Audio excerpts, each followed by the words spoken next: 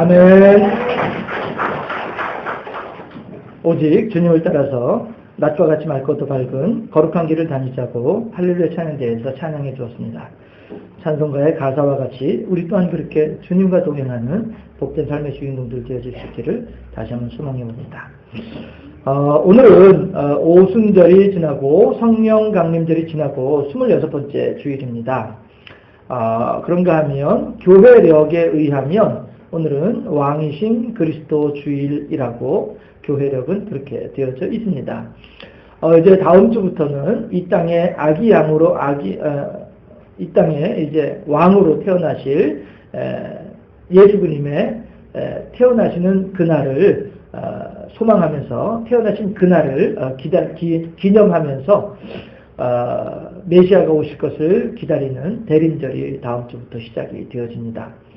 그래서 오늘은 우리가 대림절에 오시기를 기다리는 그 대상이 누구인가? 우리들이 간절히 기다리고 있는 소망하는 그가 누구인가?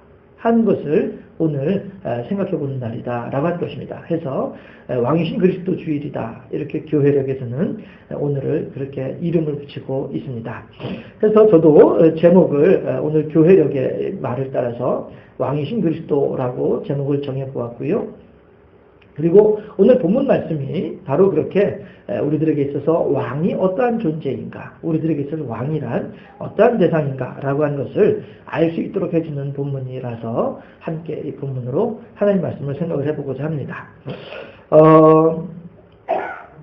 성령께서는요, 우리들에게 있어서 우리들 인생의 참 주인, 우리들 삶의 참다운 왕이 누구인가 하는 것에 대해서 끊임없이 가르쳐주고 계신 분이 성령이시다 하는 것입니다.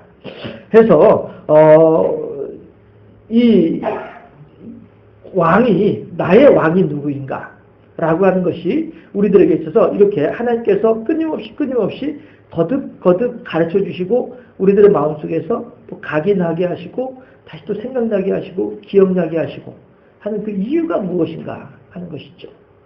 우리가 화살을 쏘더라도 정확하게 관역에 맞추어서 화살을 쏘아야지 엉뚱하게 다른 곳에 화살을 쏘면 큰일 나지 않겠습니까?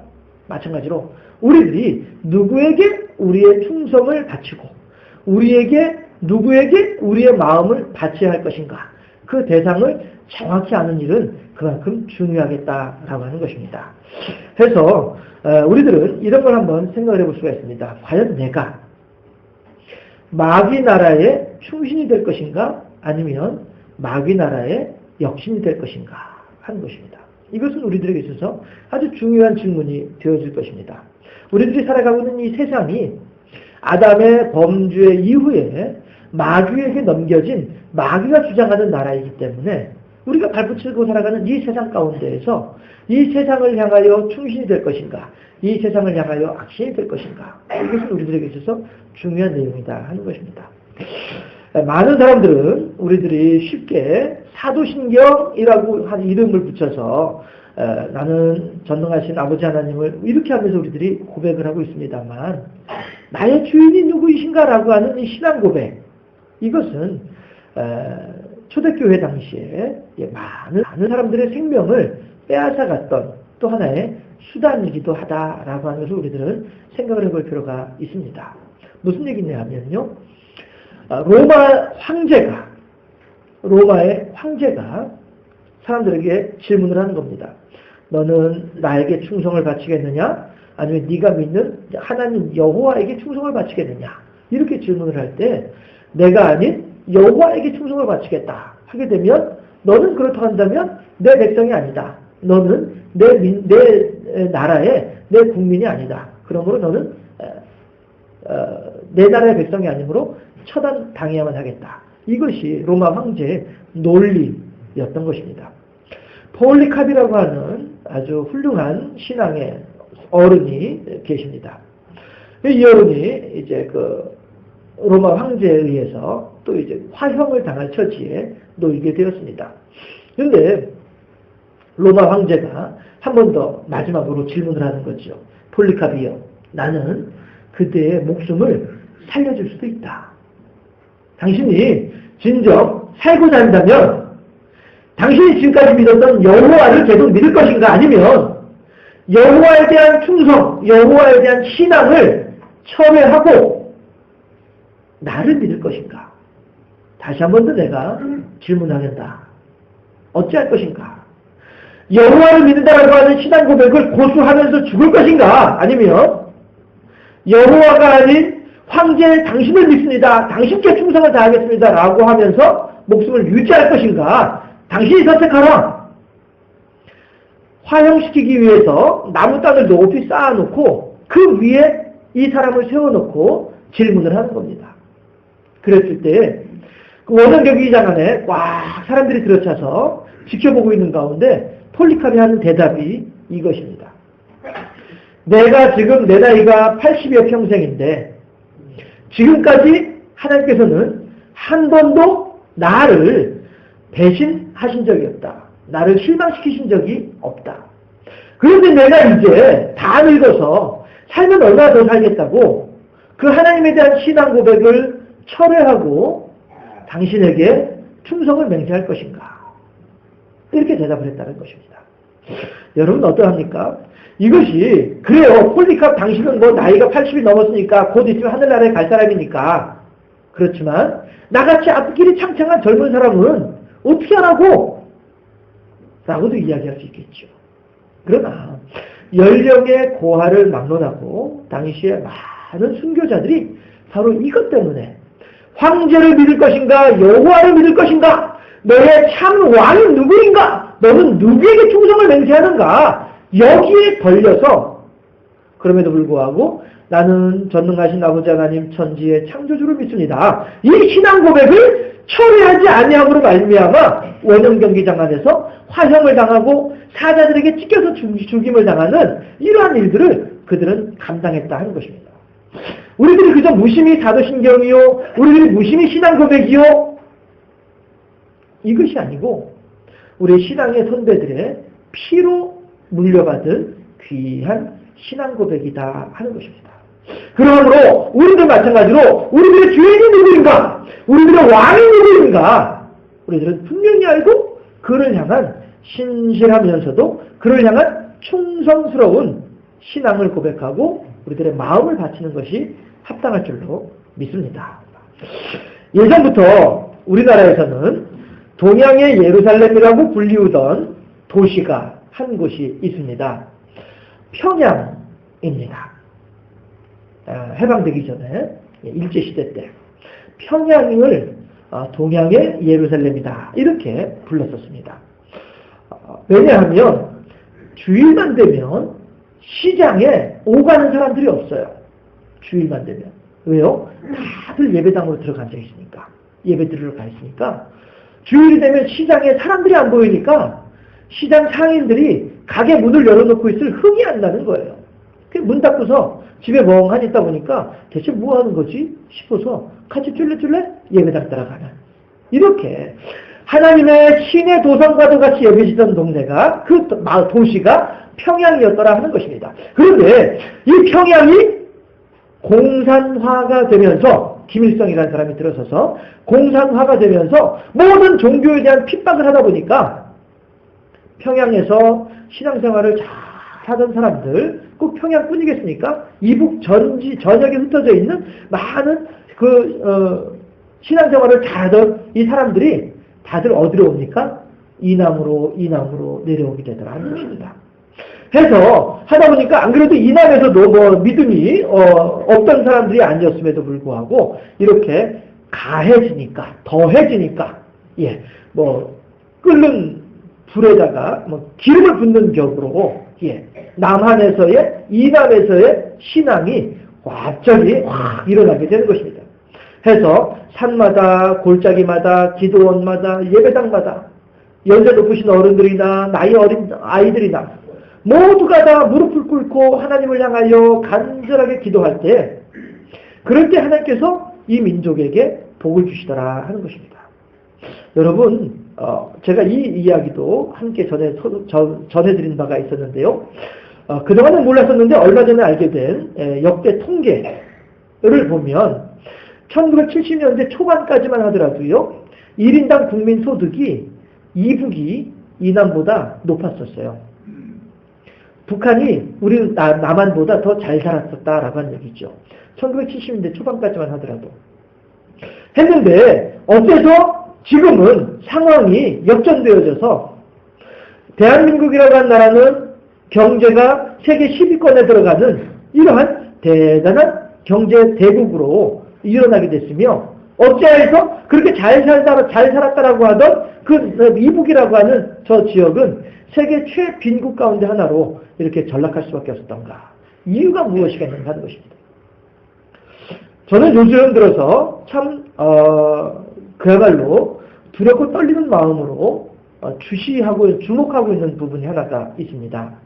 뭐냐 하면 박정희라고 하는 사람입니다. 각지에서 종교를 떠나서 불교에서야 뭐 어차피 그동안에 계속 이제 해오던 일들이니까 불교는 그렇다 치더라도 이 우리 개신교에서조차도 많은 사람들이 박정희 우상화에 앞장서고 있는 것을 보고 있는 것입니다. 물론 대놓고 우상화를 하지는 않죠. 교묘하게 말을 바꾸고 교묘하게 형태를 바꾸고 있습니다만은 그것은 결국에는 박정희 우상화밖에 안 된다고 하는 것입니다. 여러분, 우리나라가 이렇게 잘 살게 된 것이 박정희라고 하는 한 사람 덕분입니까? 과연 그 사람이 그렇게 정치를 잘하고 과연 그 사람이 그렇게 통치를 잘해가지고 우리나라가 이렇게 잘 살게 된 것인가요? 저는 그 말에 결코 동의할 수가 없습니다. 왜냐하면 독불장군이라고 하는 말이 있는 것처럼 어찌 한 사람이 잘한다고 해서 온 나라가 바뀔 수 있습니까? 그만큼 이 나라 백성들이 그를 잘 보필해 주었기 때문이다라고 하는 것입니다. 결국 그가 잘해서가 아니라 백성들이 그를 잘 도와주었기 때문이다라고 하는 것이죠. 또한 백성들이 그를 잘 도울 수 있는 근간이 어디에 있었던가? 하나님을 향한 신앙이 있었기 때문이다라고 하는 것입니다. 하나님께서는 우리들에게 말씀하시기를 이 나라와 이 땅을 우리가 살고 있는 이 땅을 아름답게 잘 기정하라고 말씀하신다는 말씀이죠. 6일 동안은 열심히 일할 것이며 하루는 하나님을 향해서 안식하라. 이 하나님의 말씀, 이 하나님의 계명을 따라 살기 때문에 이 나라는 자연스럽게 경제적으로 부해질 수밖에 없다라고 하는 것입니다. 세계 지도를 놓고서 살펴보게 되면 대체적으로 잘 산다라고 하는 나라들, 경제적으로요. 부강하다라고 하는 나라들 보면은 대체적으로 거의가 다 하나님을 잘 믿는 신앙의 국가들이 잘 산다라고 하는 나라들로 분류가 되어져 있습니다. 그러나 또 반대로 잘 못 산다, 경제적으로. 좀 가난하게 산다. 이런 나라들을 살펴보게 되면 거의 대부분이 하나님에 대한 신앙이 아닌 다른 신을 섬기는 이러한 나라들이더라라고 하는 것입니다. 이런 것만 보더라도 우리나라가 이만큼의 잘 살게 된 이유가 된다고 한다면 그것은 결코 박정희 한 사람 때문이 아니라는 것입니다. 박정희 한 사람 때문에 결과로 우리가 잘 살게 된 것이 아니라 우리들이 하나님을 향하여 산에서 들에서 골짜기에서 기도원마다 예배당마다 마룻바닥에서 무릎 꿇고 기도하고 많은 신앙의 선배들의 그 신앙 고백이 하나님을 향한 간절한 호소가 응답받아서 우리나라가 이렇게 된 줄로 믿습니다.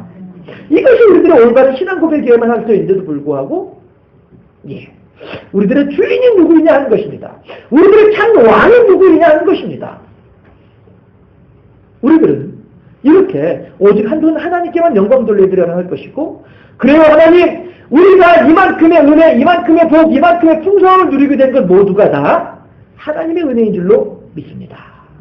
이것이 우리들의 진정한 신앙 고백이 되어야 하겠다라고 하는 것입니다. 이 하나님에 대한 신앙 고백은 우리 믿음의 선배들이 목숨을 걸고도 지켰던 신앙 고백이었기 때문에 그렇습니다. 이 신앙 고백은 하나님이 나의 왕이십니다라고 하는 신앙 고백은 우리 신앙의 선배들이 자신의 모든 것을 내어던지더라도 지키면서 후배들에게 전달해 주기를 바랬던 간절한 소망이 피값으로 세워져 있는 신앙 고백이기 때문에 그렇다라고 하는 것입니다. 이것을 어찌 그 선배들의 신앙을 물려받은 우리들이 어찌 이것을 소홀히 여길 수 있겠느냐 하는 것이지요. 여러분, 과연 나의 왕은 지금 누구입니까? 나는 지금 누구에게 충성을 바치고 있고 우리는 지금 누구를 향하여 감사하고 있을까요? 우리들은 오직 한 분 하나님만을 사랑하며 오직 한 분 하나님만을 경배할 줄 아는 참 지혜로운 하나님의 사람으로 세워지기를 주님의 이름으로 축원합니다. 이북의 김일성이든 이남의 박정희이든 다 이 땅에 하나님의 백성들을 살아나시면서 이 땅에 하나님의 백성들을 긍휼히 여기시는 하나님의 도구로 쓰임받은 하나님의 종들이었더라. 돈이 많으면 뭐 할 것이고, 우리가 좀 방향을 바꿔가지고요. 돈이 많으면 뭐 할 것이고, 남들보다 떵떵거리면 또 무엇 하겠는가 하는 것입니다. 아기들이 신생아가 태어날 때에는 실제로 그렇죠. 무엇인지 잡아보고자 하는 마음으로 두 주먹을 불끈 쥐고 태어나서 응애 하면서 사지를 부르르 떨면서 나의 결심을, 나의 결단을 표현을 합니다. 하지만 그렇게 태어난 사람이라 할지라도 이런저런 사정과 이유 때문에 사망하게 되면 손이 쫙 풀어지는 것이, 이것이 사망체이다 하는 것입니다. 무엇이든 가지고자 하는 마음으로 태어나지만 아무것도 갖지 못하고 가는 것이 인생이다 하는 것이죠. 마찬가지로 세계 전체 몇몇을 두고서 조사를 해보았던 어떤 그런 설문조사 기관이 있다고 합니다. 그 기관에서 조사를 해보니까 지금까지 계속 말씀드리고 있는 이른바 잘 사는 나라들, 돈이 많다고 하는 나라들, 그 나라 국민들이 느끼는 행복의 지수, 나는 이만큼, 이 정도면은 한 70점 정도 행복한 것 같아. 난 이 정도면 한 100점 정도 행복한 것 같아. 라고 이야기하는 행복의 점수를 따져볼 때에 잘 사는 나라의 사람들이 이야기하는 행복의 점수와 못 사는 나라의 사람들이 이야기하는 행복의 점수를 살펴보니까 어느 나라 점수가 더 높았겠습니까? 참 아이러니하게 저 동남아시아에 참 세계적으로 못 산다라고 하는 그런 나라들이, 사람들이 느끼는 행복의 점수가 더 높게 나오더라 하는 것이에요. 그동안에 스위스라고 하는 나라가 사회보장제도가 세계에서 가장 잘 되어 있는 나라다라고 해서 그 나라에 대해서 소개를 하면서 또 목사님들이 설교하는 가운데 인용했던 내용들이 그랬었습니다. 스위스를 소개하면서 또 그 뒤에 나오는 내용이 뭐냐 하면, 그러나 여러분, 그렇게 사회보장제도가 잘 되어져서 일하지 않아도 먹고 살기 부족하면 그 나라라 할지라도 세계에서 자살률이 가장 높은 나라가 스위스입니다. 이렇게 목사님들이 설교를 했었어요. 그러나 이제는 그 내용이 바뀌어져야만 합니다. 자살률이 가장 높은 나라가 어디예요? 현재 OECD 국가 가운데 자살률이 제일 높은 나라가 우리나라예요. 이만큼 떵떵거리면서 이만큼 잘 살고, 요즘 들어서 진짜 보니까 이렇게 도로에 나서 보면은 외제차가 뭐 두 대 걸러서 외제차가 그렇게 있는 것 같아요. 그것만 보더라도 우리나라가 얼마나 잘 살고 있는가 하는 거 알 수 있지 않겠어요? 여기 보면 배반사거리 들어오는, 경주 톨게이트 지나가서 배반사거리 들어오는 그 길만 보더라도 이 나라가 얼마나 잘 살고 있는 나라인가 하는 것을 알 수 있을 것 같아요. 그 관광객들 말입니다. 그러나 과연 그 많은 돈이 사람들을 행복하게 해주고 있는가? 도리어 가난하다라고 하는 나라들이 더 행복하게 살아가고 있는 이 상황을 볼 때 말이죠. 요즘 새벽마다 호세아서를 보고 있습니다. 호세아가 활동하던 시대에 북이스라엘의 임금은 여로보암 2세였습니다. 그리고 여로보암 2세는 나라를 잘 다스렸는지 아무튼 경제적으로는 탄탄하게 그렇게 만들어 놓은 사람이 여로보암 2세 시대였었습니다. 하지만 그때만큼 북이스라엘이 영적으로 타락했던 때는 없었다 하는 것입니다. 하나님께서는 호세아에게 말씀하시기를, 호세아야, 너는 지금 저 음란한 사람들 사이에 찾아가서 저 음란한 사람들 가운데 한 사람을 택하여서 너의 아내로 삼거라. 그가 고백이었죠. 왜 하나님께서 음란한 사람들이라고 이야기를 합니까? 그만큼 영적으로 타락하고 그만큼 우상숭배 가운데 빠져있는 사람들이 호세아 시대에 이 이스라엘 사람들, 백성들의 상황이었더라 라고 하는 것입니다. 돈이 많다 보니까 우상숭배가 더 극심해진다고 하는 이 상황을 우리들은 어떻게 받아들여야만 하겠는가 하는 것입니다. 하나님께서 오늘 우리에게 이만큼의 경제적인 풍요함을 주신 것은 인생의 참 목적이 돈이냐, 인생의 참 목적이 하나님이냐, 이거에 대한 기준을 우리들에게 밝히 보여주기 위함인 줄로 믿습니다. 그럼에도 불구하고 여전히 돈을 따라다니는 사람들이 있다고 한다면 그런 사람이라면 우상숭배 굴레를 벗어나기 어려울 것이며 또한 모든 것보다 하나님을 가장 소중히 여기는 사람이라고 한다면 돈이라고 하는 것은 나의 영성을 위하여 나의 하나님을 향한 충성을 위하여 나의 하나님을 영광을 위한 도구로 사용할 줄 아는 이 사람이야말로 참 지혜로운 사람이 아니겠느냐 하는 것입니다. 유능하고 성실한 목자의 돌봄을 받는 양은 그 털이 북실북실하고 또한 그 살집도 이렇게 튼튼 이렇게 풍요롭게 이렇게 할 수 있습니다. 그렇지만 사꾼 목자에게 속해 있는 양들은 털도 거칠고 몸도 비루해질 수밖에 없는 이것이 양의 형편입니다. 과연 여러분, 우리의 왕은 누구입니까? 이 세상은 말씀드렸다시피 아담의 범죄 이후에 마귀가 다스리는 마귀의 나라가 되고 말았습니다. 그러므로 우리들은 어쩔 수 없이 마귀의 지배를 받는 가운데 이러한 일, 저러한 일로 말미암아 어렵고 힘든 그런 삶을 살 수밖에 없는 것이 우리들의 현실이고 처지입니다.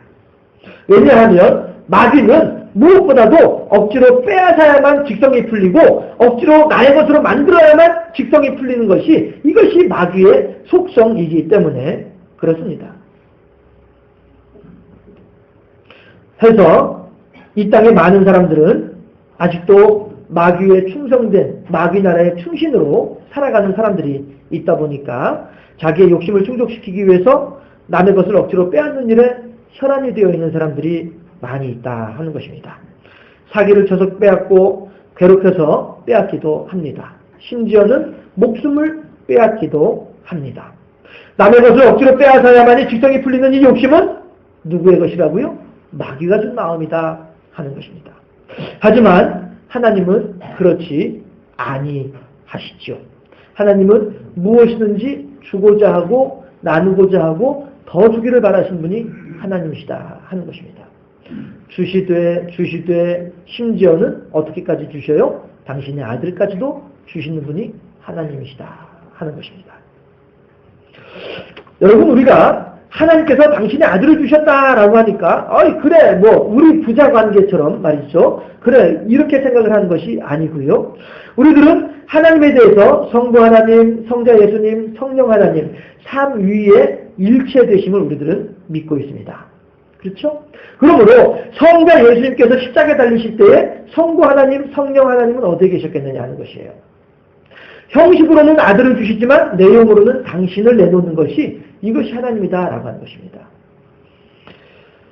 꽃다운 젊은 남녀가 사랑에 빠지게 되면 어떻게 되겠습니까? 집에 있는 반찬도 퍼다 주게 되고요. 따뜻한 털실로 옷을 짜서 갖다 주기도 하고요. 자기는 버스비도 아껴가면서 돈을 아껴서 사랑하는 여인을 위해서 선물을 사주기도 하는 이러한 주고 싶고 또 주고 싶어 하는 마음, 이것이 사랑의 마음이다 하는 것이죠. 내가 이번엔 저를 샀으니까 다음에는 네가 사야 된다. 이렇게 시시콜콜이 따지는 것은 이건 사랑이 아니다 하는 것입니다. 주는 것만으로도 너무너무 기뻐요 라고 하는 복음성가 가사가 있는 것처럼 우리 하나님께서는 이렇게 사랑하시는 우리들을 향하여서 퍼주고 또 퍼주면서 십자가에 당신의 몸을 못 박는 일까지도 할 만큼 그렇게 내주시는 분이 하나님이신 줄로 믿습니다. 하나님께서는 도리어 사람들은 눈에는 눈, 이에는 이로 안갚음을 해야만이 직성이 풀리는 것이 사람이지만 하나님께서는 도리어 오른쪽 뺨을 때리는 사람을 향해서 왼뺨도 내어놓으라고 하신 분이 하나님이시고 그렇게 사랑을 실천하심으로써 우리들로 하여금 구원에 합당한 사람으로 변화되어서 하나님의 천국을 함께 나눌 수 있기를 바라는 이 마음을 하나님께서는 보여주고 계신다 하는 것입니다. 김일성은 물론이요, 박정희, 전두환 이런 사람들은 자기가 가지고 있는 그 알량한 권력을 가지고 억지로 대통령의 자리를, 억지로 그 수반의 자리를, 국가 수반의 자리를 빼앗았던 사람들이 이런 사람들입니다. 또한 로마의 황제는 그가 가지고 있는 권력을 가지고 많은 기독교인들의 목숨을 빼앗았던 사람이 로마의 황제이기도 합니다. 오늘 살아가는 우리들 주변에서 우리의 자녀손들, 우리의 학생들은 경쟁이라고 하는 그럴듯한 핑계를 대면서 서로 1등의 자리를 빼앗고자 하고 힘쓰고 있습니다.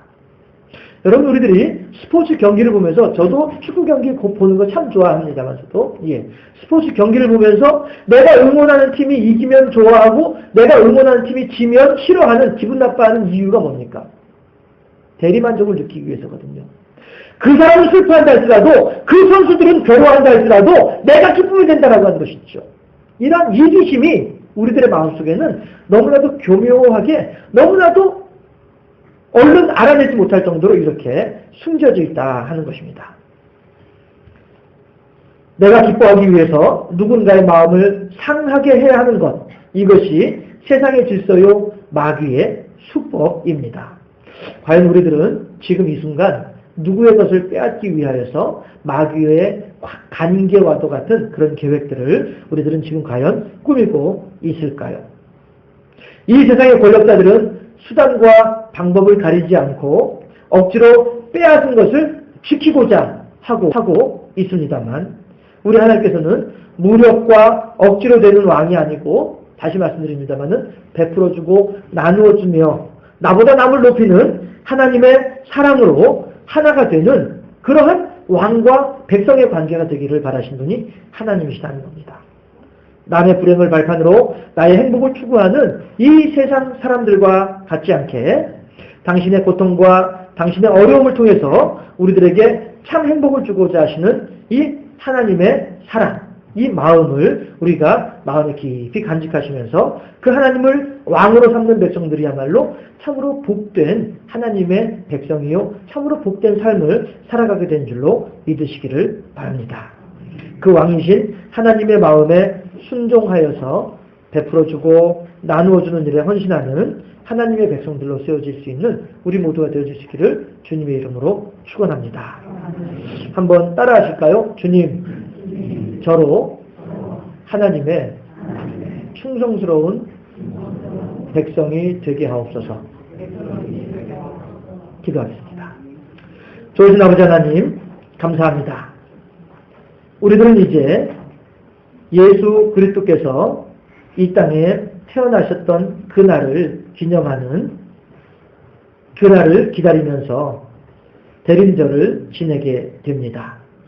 과연 우리들은 누구를 기다리는 것이 합당하겠습니까? 과연 우리가 기다리는 그 대상은 누구이겠습니까?